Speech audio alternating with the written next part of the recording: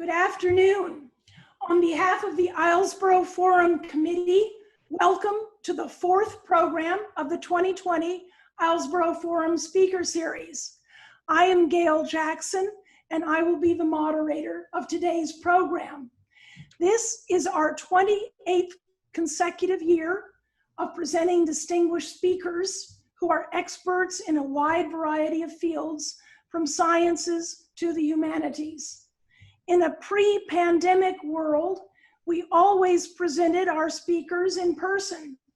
But today, with Zoom webinar, our speaker is participating from Hawaii, 6 time zones away. That sets a new record for us. Before we jump into today's very special program, please help us think ahead to 2021. We invite you to go to the islesboroforum.org website and give us your ideas for speakers. And while you are there, please look for and hit the donate button.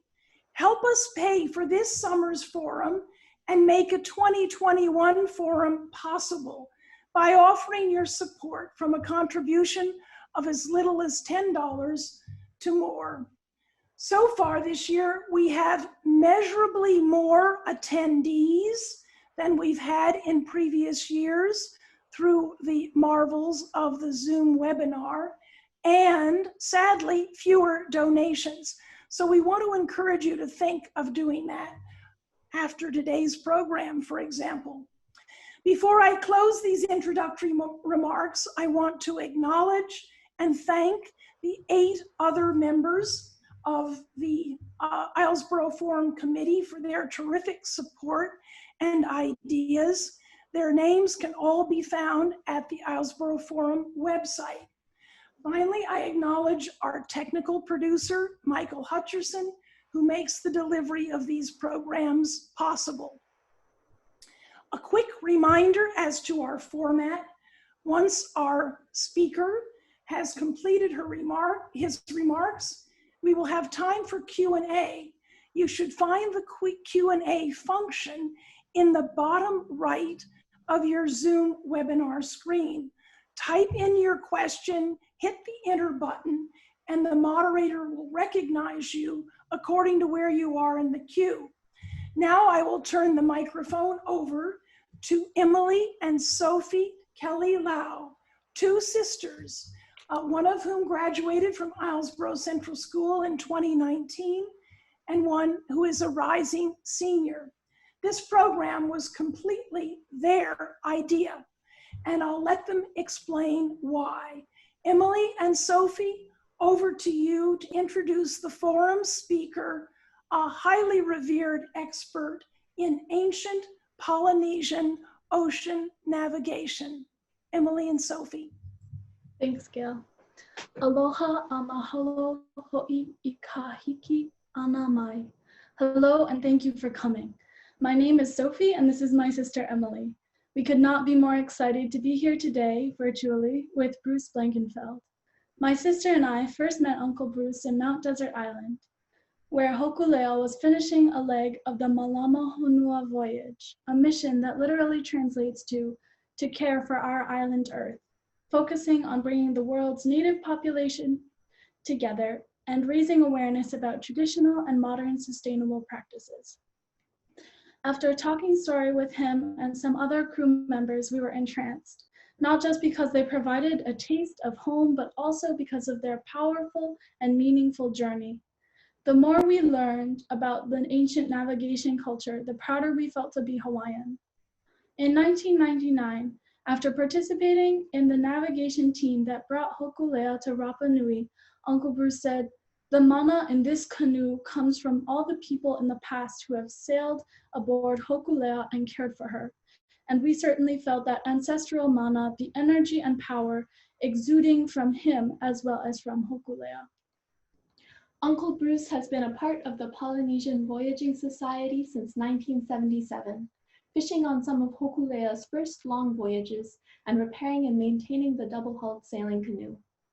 He began learning ancient navigation from Nainoa Thompson and Mau Pierlug in 1990, acting as an apprentice navigator from Rarotonga to Tahiti and co-navigator from Tahiti to Hawaiʻi in 92.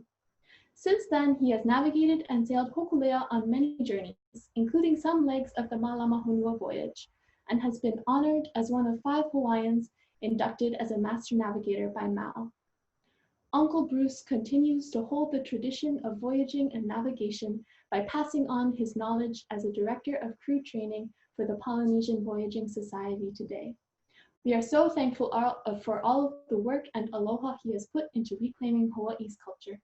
Uncle Bruce, mahalo for joining us today. You are so welcome. What an introduction.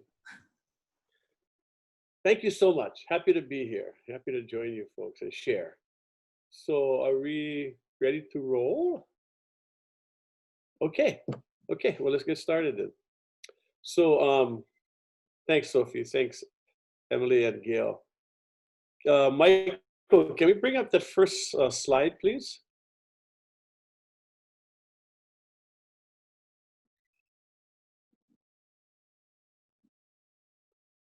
There we are. So what we're seeing here is a painting by Herb Kawainui-Kane. So Herb was an amazing artist, as you can see, and he was one of the 3 founders of the Polynesian Voyaging Society. And he did this art. He was also a historian on Hawaiian and Pacific culture. But he did this based on one of the old stories of navigating in canoes coming up to Hawaii. Just as part of this is that in the Pacific, there is a rich, deep history going back over probably about 6,000+ years, which they believed the canoe culture, the Lapita culture, came out of Southeast Asia. And specifically, the southeastern end of tip of Taiwan, island of Taiwan. And that's what they believe the canoe culture was developed. And then it spread throughout Oceania. So just imagine this. This culture spreads all the way west through the Indian Ocean out to Madagascar and all the islands between, through the thousands of islands in Indonesia, Papua New Guinea, Solomons, the Philippines, and then through Oceania of the Pacific Ocean over these thousands of years. And this skill set of building these canoes, engineering and building these canoes and learning to navigate them was, developed a long time ago. And the thing about in Hawaii, when I was growing up, when I was a youngster, and even from my parents' generation, this was merely a forgotten. Everything about it was forgotten. There was total amnesia culturally in Hawaii. So we're growing up, when we were young, there was a real thirst, if you will, to learn more about our culture and ourselves. Okay, next slide. So this kind of shows you about that colonization of Pacific, and you can see coming out of Taiwan and moving out and over through the Pacific. It doesn't show anything about down to through the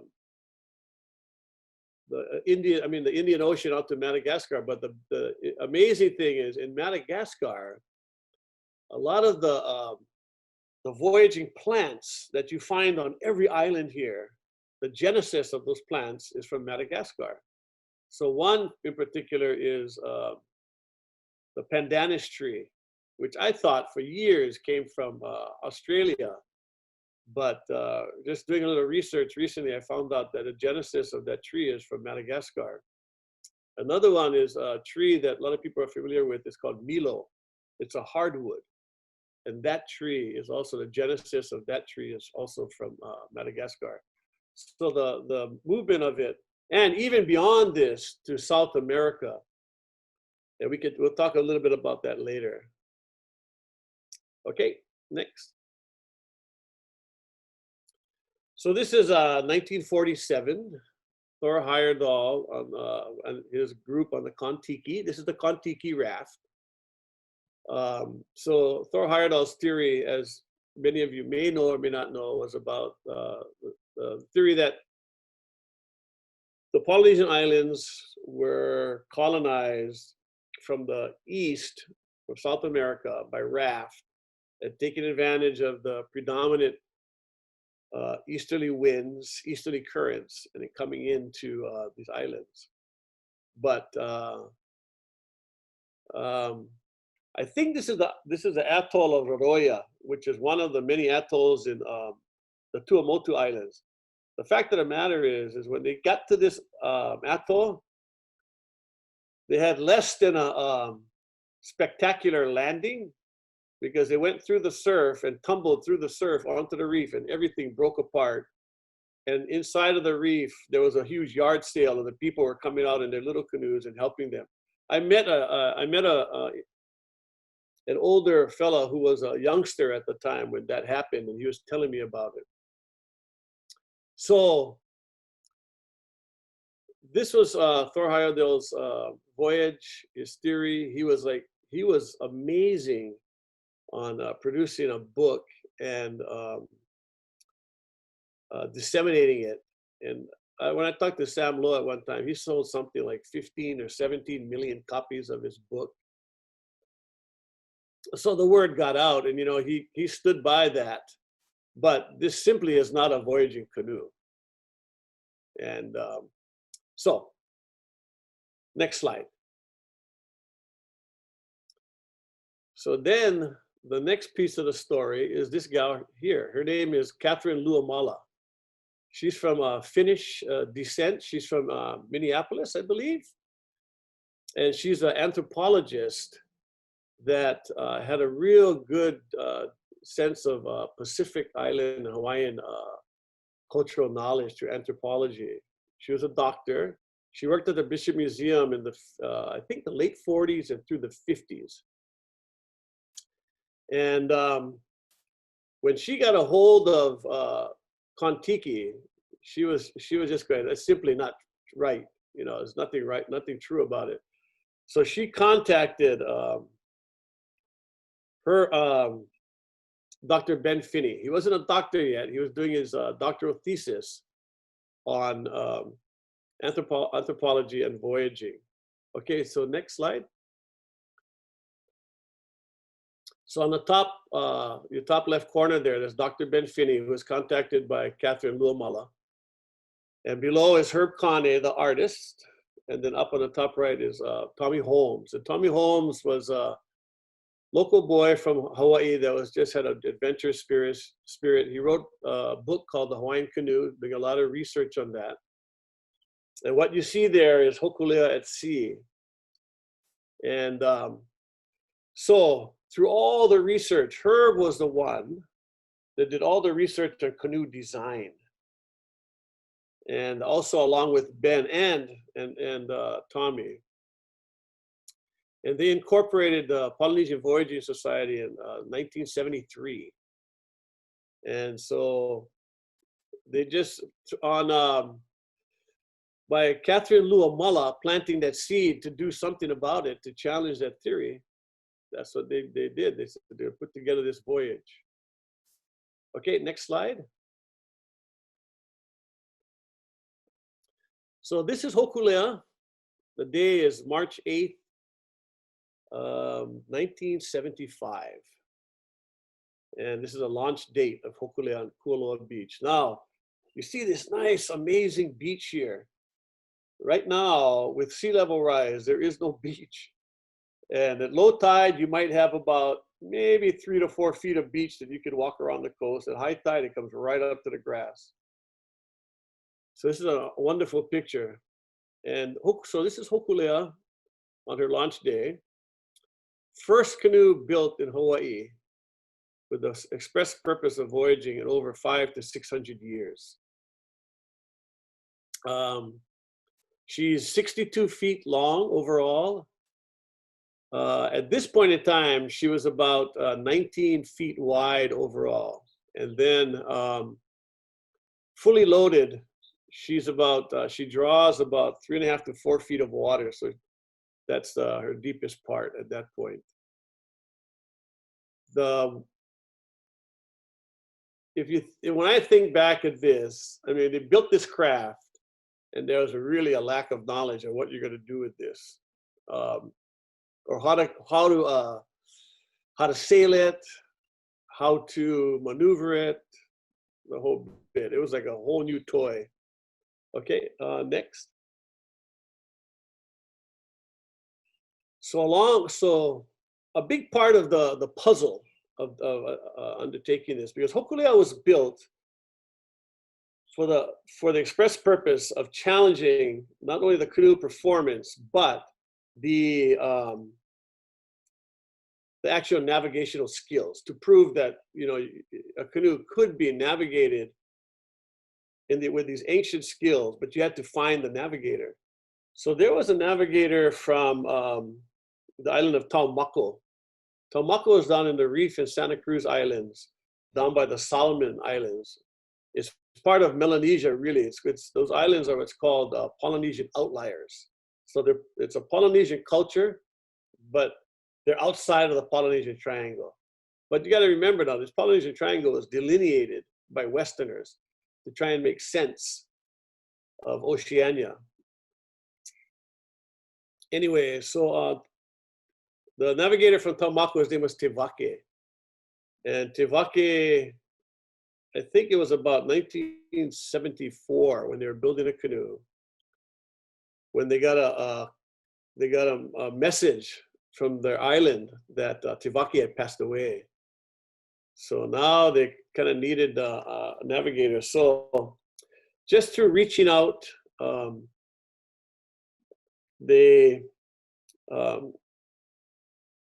just with this beautiful synchronicity, they hooked up with this individual. His name is Pierlug. In Micronesia, a lot of the people just call him, they just know him as Pierlug. He's a legend. He's one of the last navigators, traditional navigators out of Micronesia, especially his island of Satawal. And I could talk a little bit about that more, but he's more commonly known as Mao. Mao or Papa Mao. Mao is his nickname. Mao simply means strong, because he just had a real mental, physical, spiritual fortitude that transcended, you know, what others, the boundaries of all of that, what others felt. And the beauty of Mao is that, being one of the last generation of traditional navigators, when we asked him how far back does that go, he says like 2,000 years. So 2,000 years of master to apprentice, all the way down to him. So if you think about Mao and his knowledge, you're looking at 2,000 years of observation, 2,000 years of knowledge.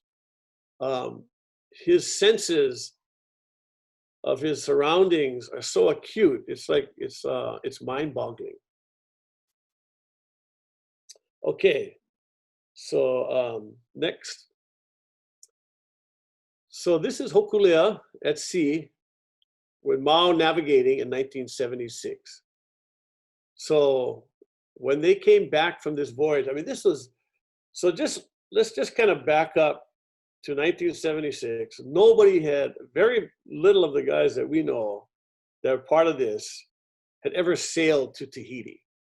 And Tahiti seems so far away. It's 2,500 miles from Hawaii. Nobody even knew where Tahiti was, except it was in the South Pacific.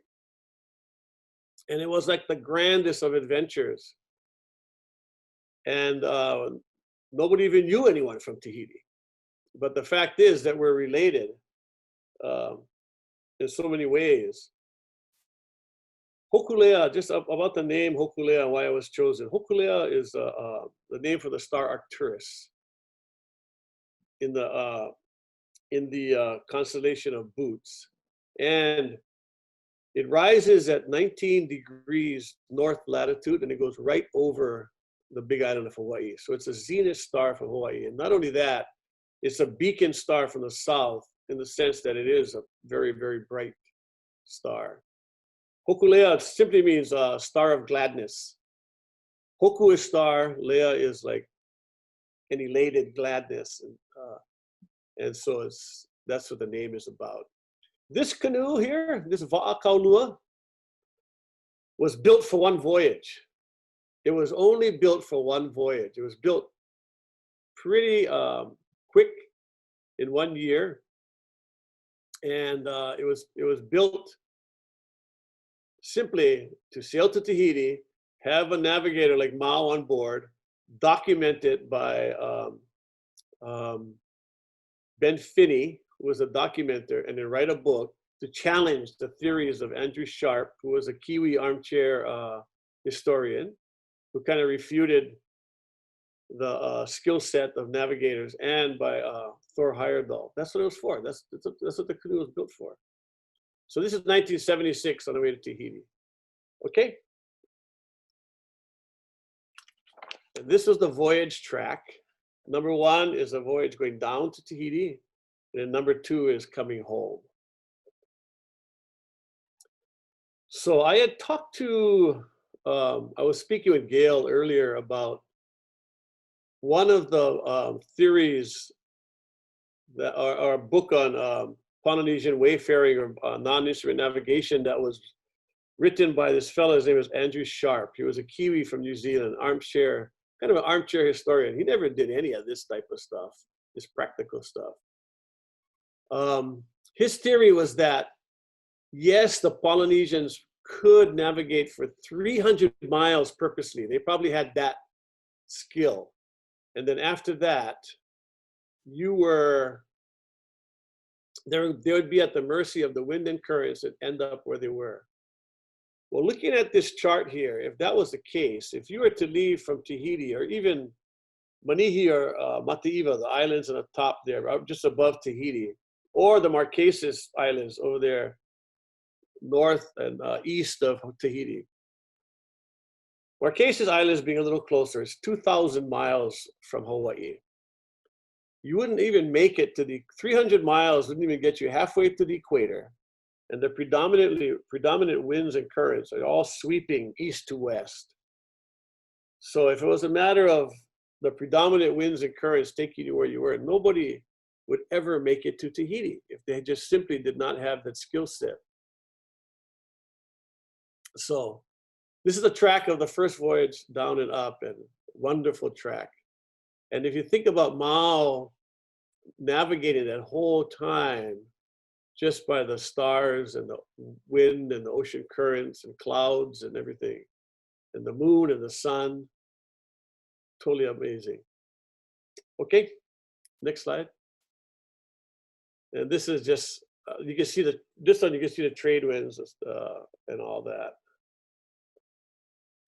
So it kind of gives you an idea of the wind pattern. So up in the northeast trades are our trades here that spin in a clockwise, our high pressure. You know, like your high pressure up in Maine, they spin in a clockwise in the northern hemisphere.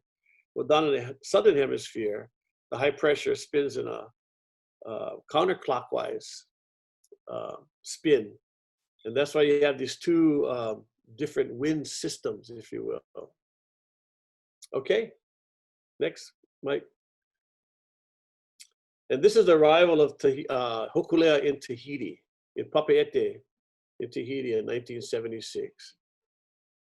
Pretty much all the island came down to see this canoe because these canoes have always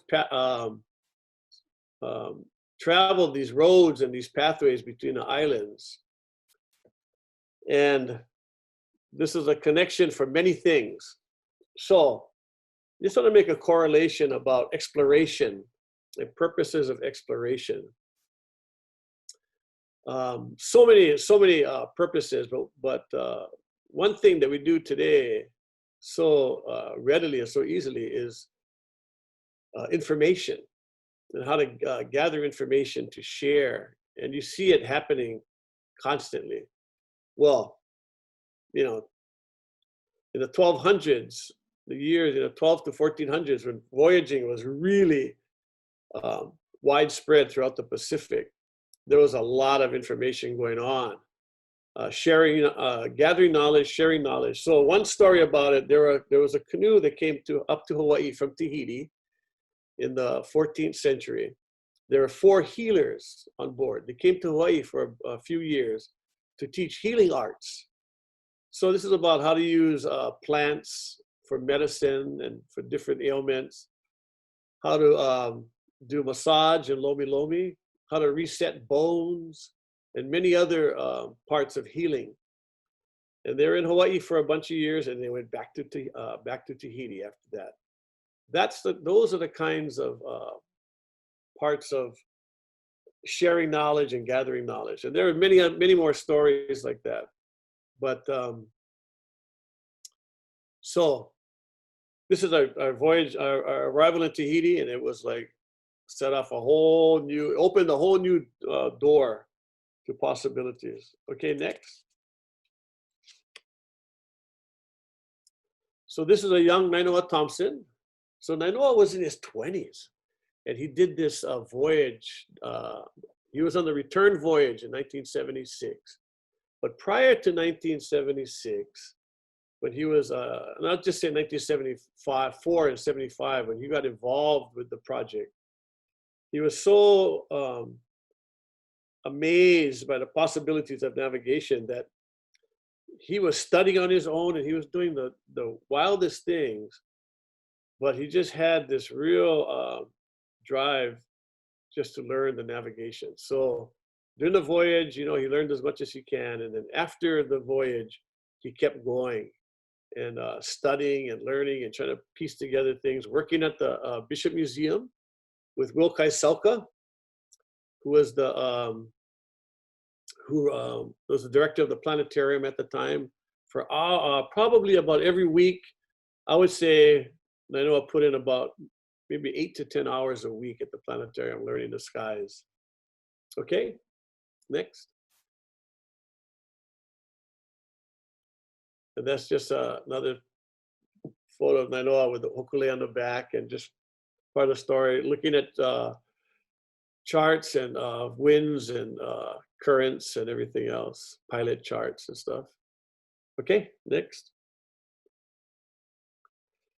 And this is our star compass. This star compass was developed by Nainoa Thompson, and it's based on a traditional star compass that Mau Pierlug uses and sets up for teaching. If you look at the quadrants there, the northeast quadrant, Malanai is a wind. And the Kona is a wind. Ho'olua down here, actually this thing is spun, yeah? So northeast is up here. Akau, which is looks like west, is actually north. So the northeast quadrant is Ko'olau. The southeast quadrant, Hikina, is east, which is like straight up. Sorry, you guys. And Malanai is a southeast winds. Kona is a southwest winds. Komohana is west. If you can see that in the bottom. And then Ho'olua is a northwesterly winds. But if you look at every quadrant, the names are all the same. So let's go from Hikina up here on the top, which is actually east. The 2 houses, which we call houses, on the right and the left of it is La. Then you go out, there's Aina, then there's Noyo and Manu, and Nalani, and Naleo, and Haka. Every quadrant has the same name. And the reason for that is because they mark where stars rise in the east. So for instance, let's go to the top here with Hikina. I'm sorry, you guys, I wish this thing was turned so Hikina was facing to the right. Is it possible, Michael, to rotate this? Not right now, I'm sorry.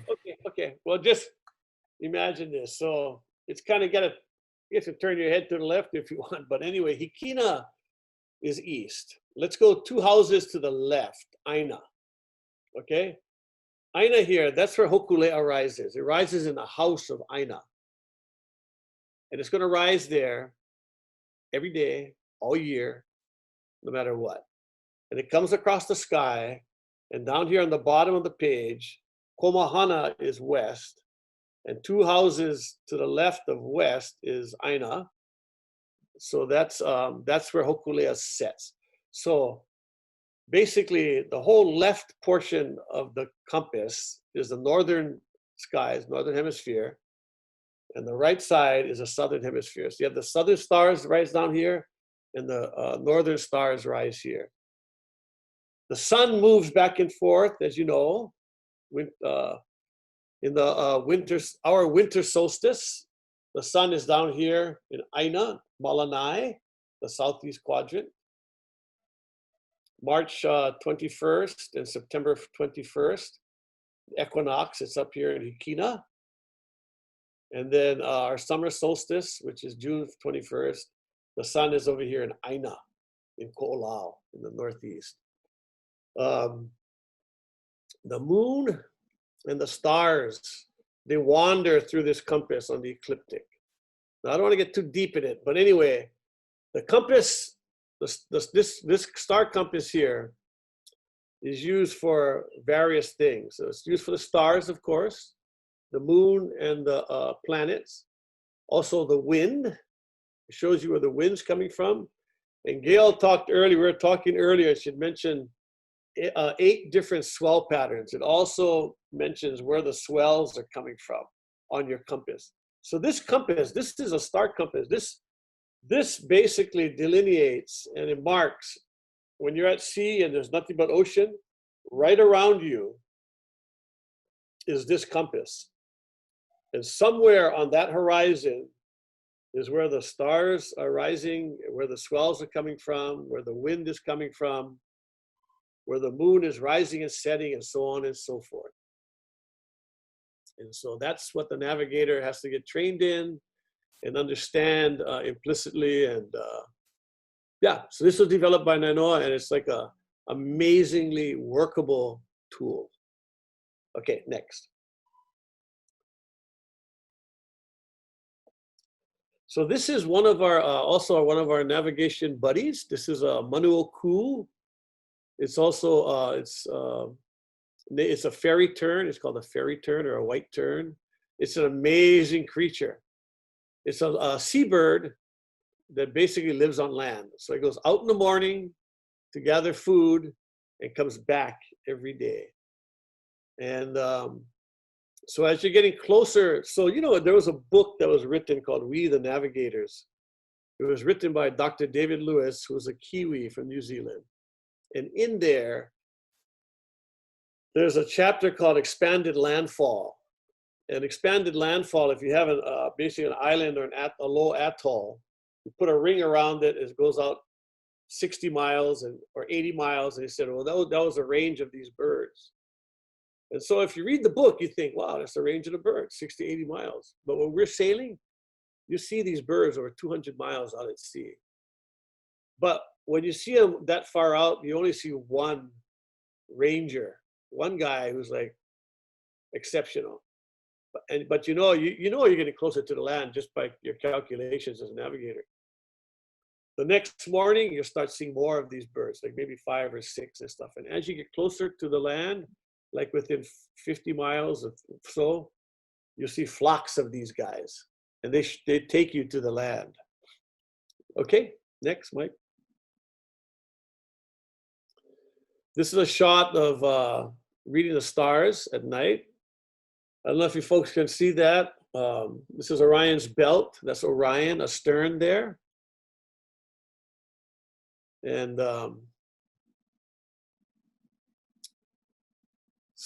and then you can see off to the right here, the lower right, that bright star, that's Sirius or Akahiki. So you can see how the Orion's belt actually points down to the right to that star. We're all familiar with that. But this is using the stars at night. So let's talk about the star compass a bit. Orion, and especially that the top left stars are the 3 stars. The name of that star is Mintaka, and Mintaka rises near almost due east. It's just like a fraction, 1 degree south off of east. But for all intents and purposes, it rises in Hikina, east. So if you're navigating and you're looking aft and you see that star and where it is, you pretty much know you're going west at this point in time. If I was navigating, I was looking back and you have that astern, you know you're going west. Also, just as information, within this, you see this back piece of wood stern here, and then there's a rail going forward. Within the canoe, there's a compass built within the canoe that's called a canoe compass that jives with, that you use along with the star compass. So anyway, stars, the navigator knows over 200 stars, where they rise, where they set. When they're in the meridian, which is, with the meridian is like its highest point that the stars get before they start to set. So that's the midway. You know, you take a slice from due south to due north, it goes right overhead. That's the meridian. When stars are in the, sometimes you have many pairs of stars. When they reach the meridian, they point to either south or to the north celestial pole. Okay, next. That's a wonderful picture. Okay, next one, Michael. This is a, that was the Southern Cross that you just saw. Okay, now this is obviously Indian Ocean crew on the worldwide voyage. The navigator looking at swells and reading swells. Here's the amazing information about the swells. The key point for a navigator for every 24 hours is sunrise. At sunrise, even just when you see the first rays of light coming up, the navigator is starting to read the wind and the ocean swells and the clouds. And they're going to tell him how the day is going to be and what to expect in weather, whether weather is going to increase and build, or it's subsiding, or it's going to stay the same. But that's when you read, when the sun is at the horizon, that's the most accurate time for the navigator to lock into his course for the day and to read the wind and also to read the swells. So that's the time to read the swells, because through the middle of the day, a navigator can use the sun till it gets so high off the horizon till about maybe 10 a.m. And then from 10 a.m. to through midday to 2 p.m., he's relying mainly on the ocean swells and the clouds and the wind to help him maintain his course. So that's the time at sunrise and also at sunset. Okay, that's good, Michael. Yeah, next one. Okay, this is the Polynesian Triangle here. It is, you have more than 1,000 islands in there. It's over 16 million square miles of ocean. And to kind of put it in perspective, it's larger than the landmass of Russia, Canada, and the US put together. But land-wise, it's very tiny. You have up here, you have Hawaii in the north, New Zealand down in the southwest, and Easter Island or Rapa Nui out in the southeast. So when you think about this voyage of rediscovering culture and rediscovering its heritage, as we sailed through all of these islands over the decades, and you're learning more about the history of it. One of the first navigators to come up to Hawaii, his name was Hawaiʻi. And he was one of the first navigators that came up, went back home, and made the first migrations. Down here in Aotearoa in New Zealand, So New Zealand obviously is a Western name for it. The name, the Polynesian name is Aotearoa. Ao is cloud, Tea is white, and Roa is long, so it's the land of the long white cloud, Aotearoa.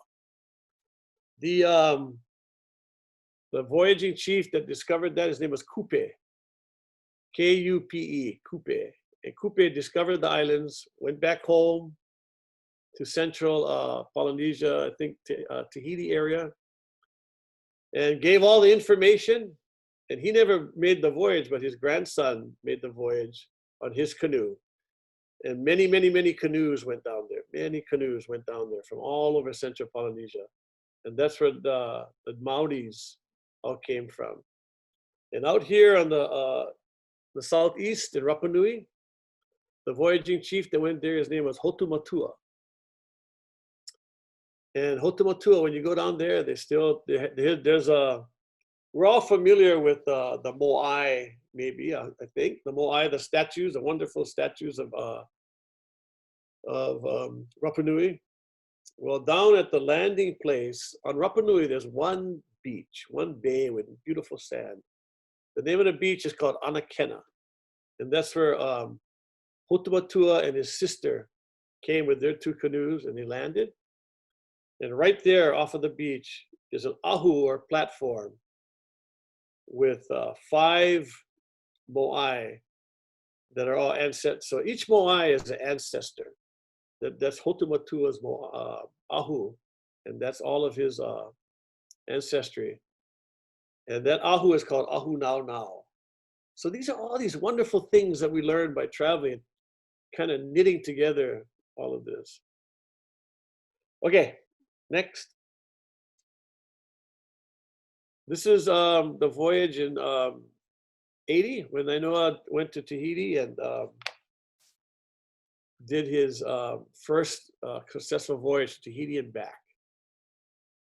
Okay, next. I think we got to wrap this up. We're just talking, this is a Maori war canoe that met us in New Zealand. The name of this canoe is Natuki Mata Whaurua. There's 80 paddlers in it, in this va'a. And one of the sailors that sailed with us from Cook Islands, from Rarotonga there, this is all, many of these are his family in here.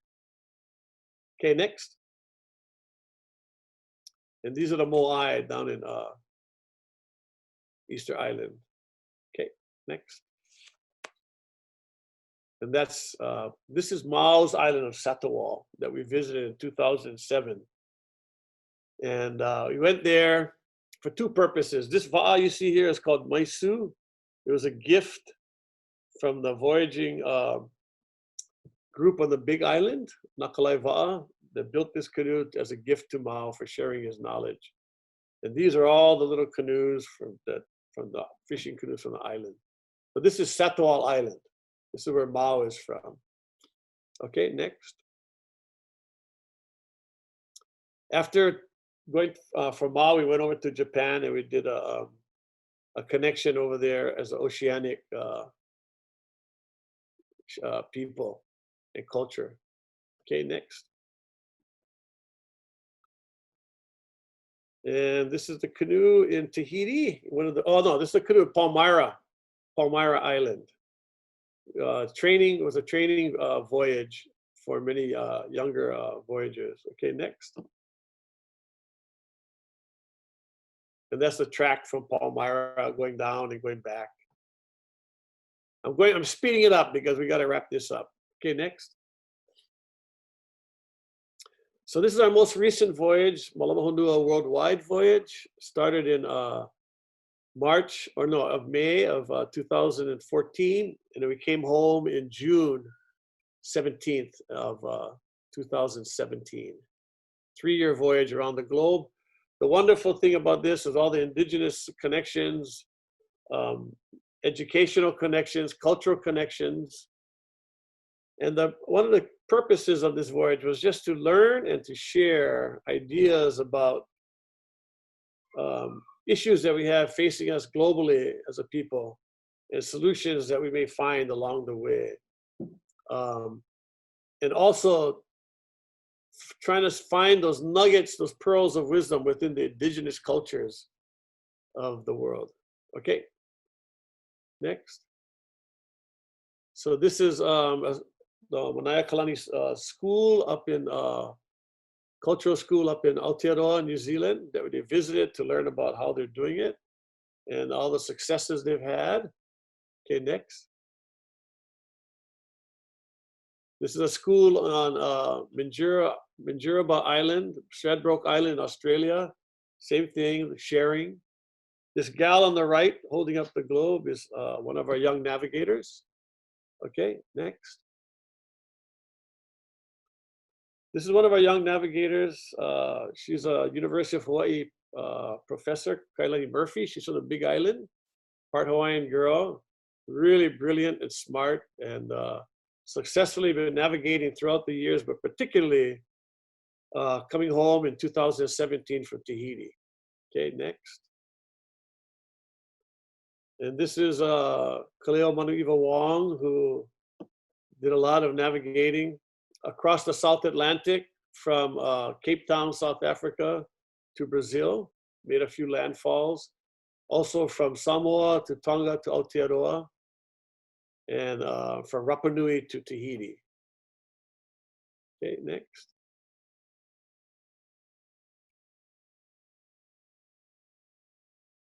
This is Lehua Kamalu and her sister Noelani. Lehua, more specifically, is a navigator. Noelani is also learning the discipline, but she did many voyages also, and she's one of our new young captains. Okay, next.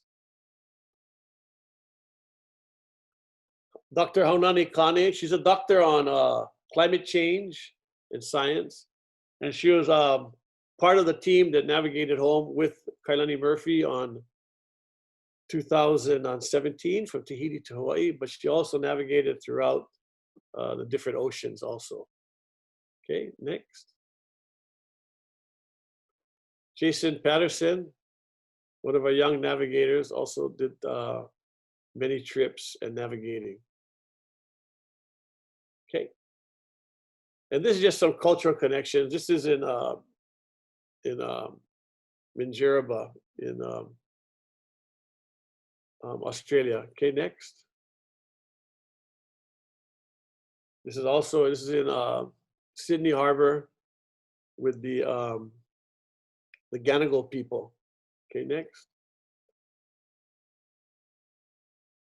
And then down in South Africa. Okay, next. And this was in I think this is down in Florida, and I believe this was with the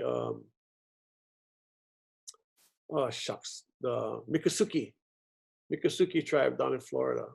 Okay, next.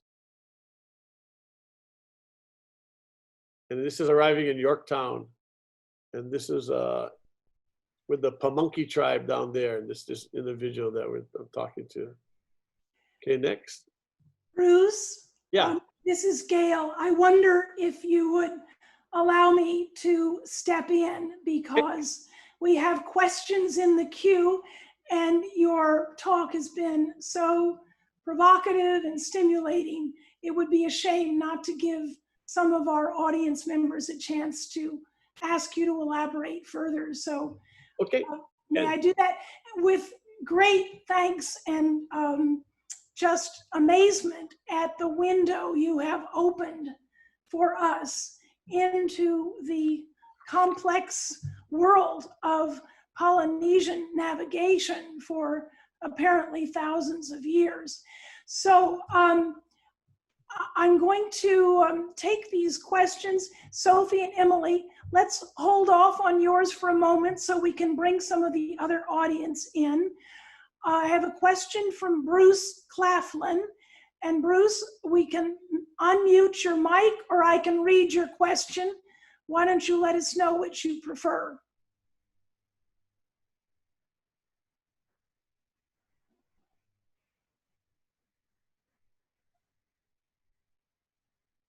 Are you there, Bruce? Okay, I'll read the question for him. He says, Polynesians knew how to sail to specific locations, but what caused them to venture out thousands of miles when they didn't know whether other islands were there? Put another way, why did they leave home and end up for the first time in Hawaii? Yeah, I don't know, you know, so Hawaii Loa, so the story of Hawaii Loa to Hawaii, coming to finding the Hawaiian Islands. He was on an extended fishing trip, deep sea fishing trip. And he was gone, they say that before he arrived back on his islands, he was gone for 3 cycles of the moon. So he was gone for over 3 months. So hard to say. I mean, from that standpoint, he was out there fishing and exploring. I think it's fascinating that somebody can actually do that, because he's going all over the darn place. But he located the islands and then was able to go back. And I mean, many of us who live here and have been here, if you come from a lower island, like an atoll or a smaller island, and you come to these wonderful islands up here in north that are uninhabited, he went back and gave the word, and that was that. But as far as leaving, you know, they had the skill sets to go over the horizon. And so I think it's just a matter of exploration and finding what's out there. You know, some of the original theories I remember when we first started was like, oh, there was a natural disaster at home, you know, wars, and they're trying to escape. Doesn't happen. This is a high-end engineering and skill of putting together these canoes and getting them ready to leave and doing things. It's not something that you do in a broken down society or try to escape things. It doesn't really work like that. So. Okay, Bruce, I'm going to hop in and give you another question because we've got quite a lineup here. Let's go. This is from Captain Suze Wallace. Why and how do you think the voyaging vaca evolved rather than a vessel similar to the Chinese junks? Yeah, I don't know. I mean, that's just was a design that they had. That was, and I think a lot of it was, the dugouts. So, and I know through the millennia, they used the same tool that stone adds to create, you know, and the canoes and build the va. I mean, Mao, when we met Mao in 1975, 76, and particularly in the early 80s, he was a master of taking a round log and building a plank, building a paddle, building whatever you wished with this adze. So the skill of that master carver and building that, they're basically dugout canoes. And I think the engineering of it works beautifully. All right, thank you, Bruce. I'm going to keep moving along because you've got quite a crowd here wanting to get in on the action. John Rexwaller asks, we in the West use latitude, longitude to locate an island on the planet. Would traditional Polynesian navigation use the rising and setting of stars in the houses that you described and their path across the sky like we use latitude? Or is it more direction and distance from known points strung together in a kind of chain?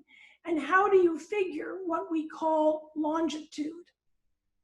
Okay, so it's more of a track that you build that, I know like for Mao and for Te Vake, to find islands, they're like star lines. So you'd be following the rising of certain stars. And in these houses, As a star gets so high, you have a second one that comes out. But you gotta remember now, latitude wasn't developed for a long, I mean, during Captain Cook's era. So these canoes had traveled for hundreds of years, if not thousands of years prior to that. So a lot of it was exploration and then finding these islands and then having star lines that you'd follow. And then you'd know about how the distance through it. But it's more about that chain and finding that, what we do, we have like a reference course, which is that course going from island to island. And as you sail, we don't factor in longitude, we definitely factor in latitude with the heights of stars north and south. And then it's a matter of how far you deviate east or west from that reference course based on what the wind allows you to do. And you just take it from there. But eventually, you can find the islands by, like I talked about the birds. There's definitely one way to help suck you in when you can't see the islands, or the bending of the ocean swells, which is very difficult, or the cloud patterns far off on the horizon. Very good. Yeah. Right. We have a somewhat related question that refers to the swells. Can you discuss the practice of sitting in the hull of the boat and feeling the waves that are coming from land masses? And this question is from Houston Boltzell. Well, I can tell you this. I can tell you Mao can do that. He was so in tune. And that is like navigation, like beyond PhD level navigation. I can read the swells to a large degree. I certainly don't feel comfortable doing that. Like I can do that, sitting in the hulls and feeling it. There's a certain movement that you can feel. So with the swells, you definitely have a visual. You definitely have a sense of the motion of the canoe within these swells. And there's also, you hear the sounds of the way the certain swells slap against the canoe. That's the other thing. And the way certain spray comes off the canoes by certain swells. Oh, yeah. Fascinating. All right. Patrick O'Bannon asks or says, "Hi, Bruce." So apparently he knows you. A great talk. How does the canoe you use differ from a catamaran? How does it differ from the catamaran? Okay, well, first of all, great question, Patrick. We often get that. First of all, not very many catamarans are lashed together with ropes. You know, they're either bolted or they're fiberglass or what have you. So Hokulea is all the pieces of the puzzle that make up Hokulea are lashed. There's about 6 miles of lashing that this holds it all together. So that's the first thing. The second thing is the way she's steered with her paddles. So she has 2 sides, 2 paddles on the side and one in the center. Other than that, the way you set your sails for efficiency and for holding course, everything is pretty similar to that.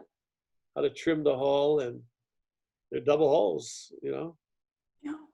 All right, here's a question from a person whose name I think I recognize from Emily and Sophie telling me about him.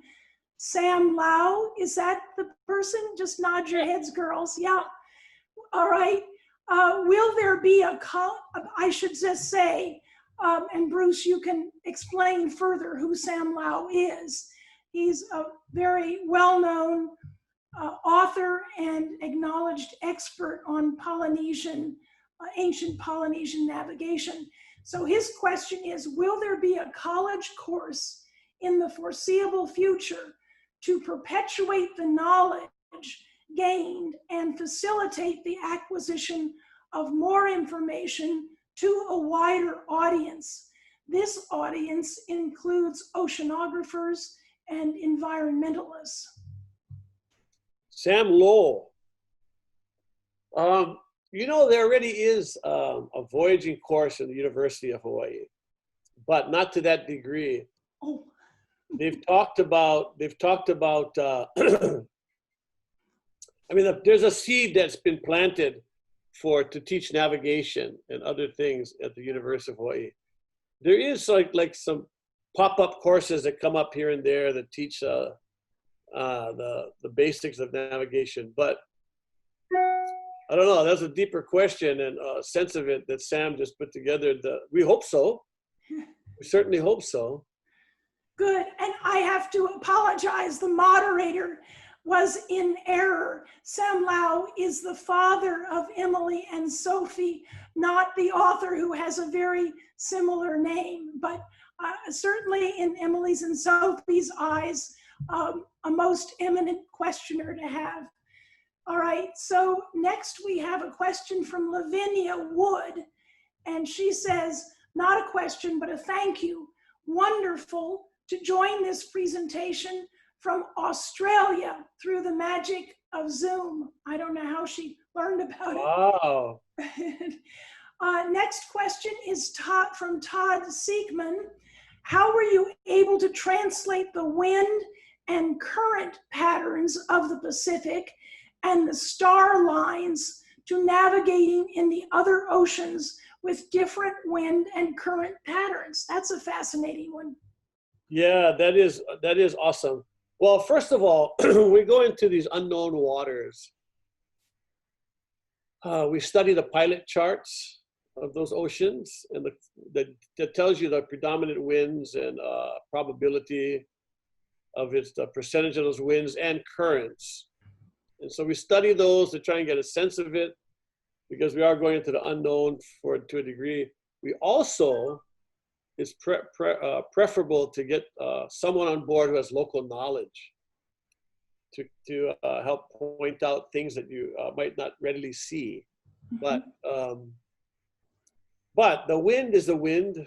I mean, you know, whatever wind is available for that day is coming from a certain point within your star compass on the horizon. That's going to allow you to sail your course for the day. The currents you can read by the ocean, on the ocean swells, especially the white caps that are on the ocean surface. That's what helps you read the currents a bit more. Excellent. Now we have a question from an anonymous attendee. Are there any opportunities for youth in Hawaii to participate, volunteer, or learn more about Hokulea? Absolutely, absolutely. It's always available. So right now, as we're getting ready for a voyage in 1922 to go around the Pacific Rim, that voyage is going to be about 39,000 miles of voyaging, about 56 ports. It'll probably, 56 or more ports. It'll probably take about 3 years. So it's opening up a lot of doors for a lot of opportunities. And I know that Nainoa Thompson, who's our director, is really pushing hard to get more young people involved. So right now, while we're in dry dock, we have a whole cadre of younger people that are down there helping us lash the canoe and do work, which is really nice. And they're all in between the ages of 18 to 23. It's a brand new experience for them, but they're excited. So that's kind of neat. Sounds like those are terrific opportunities for them. We have a question from Lisa Kleisner. What is next for the Hokuleas post-COVID? And perhaps you partially answered that with your answer about the Pacific Rim. Yeah, so what's next? Okay, yeah, post-COVID. Oh my goodness. So we won't be doing, until all of this blows over and things get a lot safer and manageable, we won't be going anywhere. But we're rebuilding the canoe. It's a big dry dock. We have to relash her every 10 years. So we took off all the lashing and we're relashing her starting from the bottom up. The next voyage, we're planning a voyage to go to Tahiti and back next year, if this works. time-wise. I mean, COVID, post-COVID-wise. But the purpose of the voyage is to get more of the younger sailors involved and get them out to sea. Give the younger captains and navigators more experience. And then we come back, we're going around the state and we're sharing Hōkūleʻa with all the communities throughout the state, especially younger ones. So the beauty of that is the last time we did that was, I don't know, 2013 or something. So here we are 7 years later. You know, so say, you know, we got there, the kids that were like maybe 10 years old, now they're young adults. And then the ones that are just babies, now they're, you know, like, 7 or 8 or 10 years old. So it's kind of wonderful that you keep that going and you keep that fresh. 2022, like I mentioned, we're going to go Pacific Rim, starting from Alaska all the way down the Americas to Chile and South America, and then weave our way across the islands, the South Pacific to Aotearoa, New Zealand, and then to Australia, and then all the way up into Asian waters, Okinawa, Japan, I don't know, see where we go. But then Korea and Russia is our destination. Sounds very exciting. Now we've actually gone over, we're usually very disciplined, but there was just too much interest. I had to keep permitting these questions to come forward. And I think we should save the last one or two for our introducers and co-hosts, Emily and Sophie. So I'm going to hand it to you two young women if you have something you'd like to ask your Uncle Bruce. Thank you so much, Uncle Bruce. That was so interesting to hear about and learn more about. I'm just curious if you could talk about like what your experience has been like sailing, what it's like to be on these canoes with like ocean everywhere and only using your navigation. So could you talk about like what that experience is like?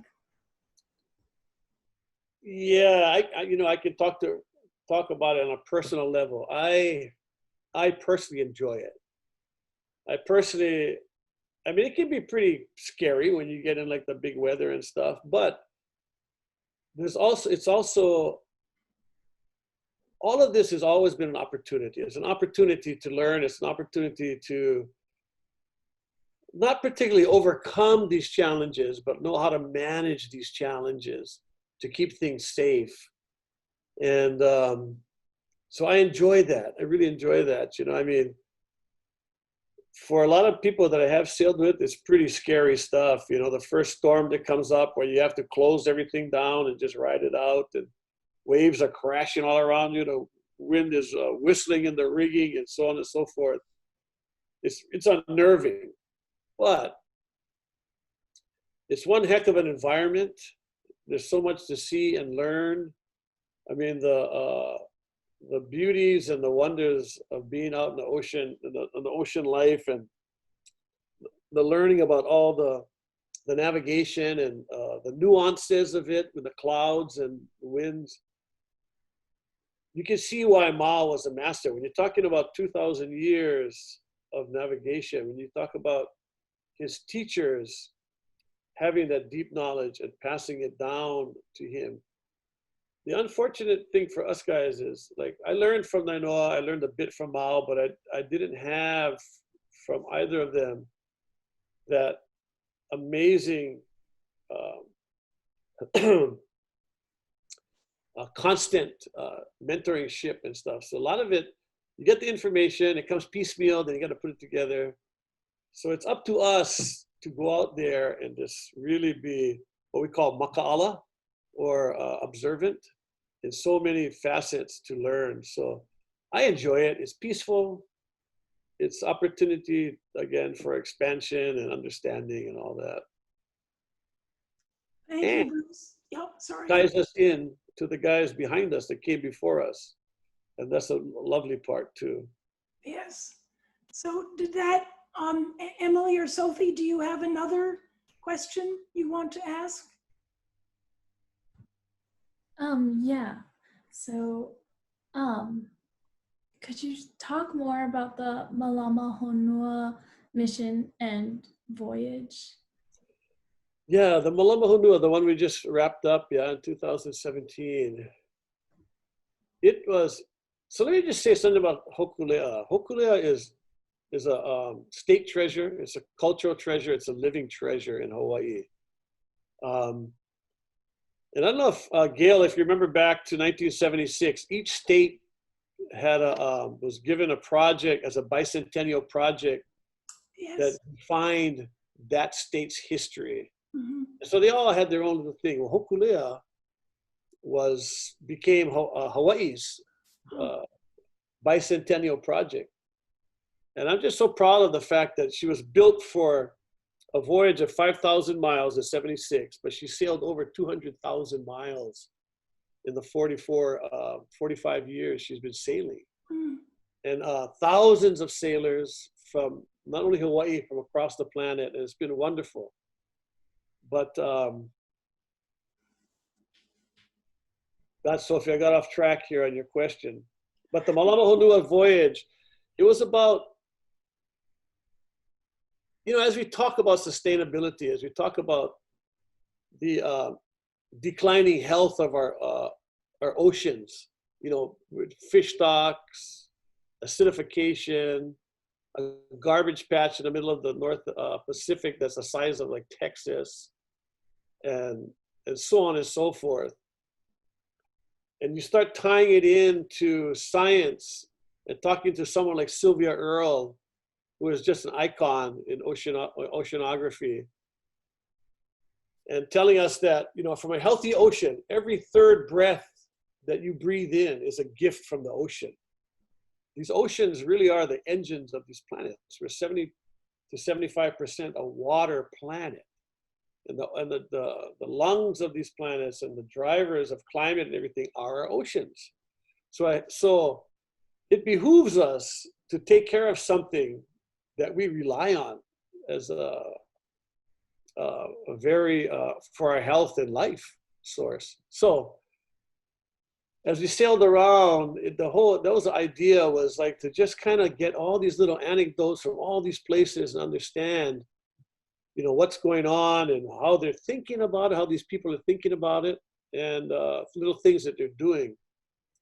And we also believe that indigenous cultures had a lot of wisdom to share, older wisdom to share about, our environment and things that we can do to first arrest the decline, and then to start moving forward. And there's a lot of amazing things that are going on out there. So yeah, that was a big part of the worldwide voyage. And yeah. Well, Sophie, thank you for that wonderful question. It evoked an equally wonderful response. So plaudits to you for bringing that up. Now, I can't resist mentioning one more comment that's come in here from a person we heard from earlier, because her bit of information is so intriguing. This is from Captain Suze Wallace again. She says, mahalo, is that the way to say it, for speaking today. Bruce, Hokulea came through my town on the east coast of the Carolinas. I sailed out to meet her in my little red sail outrigger. Oh yeah. So you might remember her. She has one last question. Time really doesn't permit you to answer it online. Maybe the two of you can link up. Are the hulls of the Vaca carved asymmetrical or symmetrical? Can you give us a one-word answer? They're symmetrical. Okay. They're symmetrical. Asymmetrical is mainly from like Micronesia and that area. Okay, great. Thank you, Captain Suze Wallace. I hope you're satisfied. So at this point, I would like to wrap up. Add my thanks again, Bruce, for coming to us from Hawaii. You can tell from the questions that were stimulated that your talk really did strike a very responsive chord. So thank you for sharing that with us. And I, for one, know the next time someone tries to tell me that Christopher Columbus was the first and most sophisticated navigator, I'm going to say, hold on here.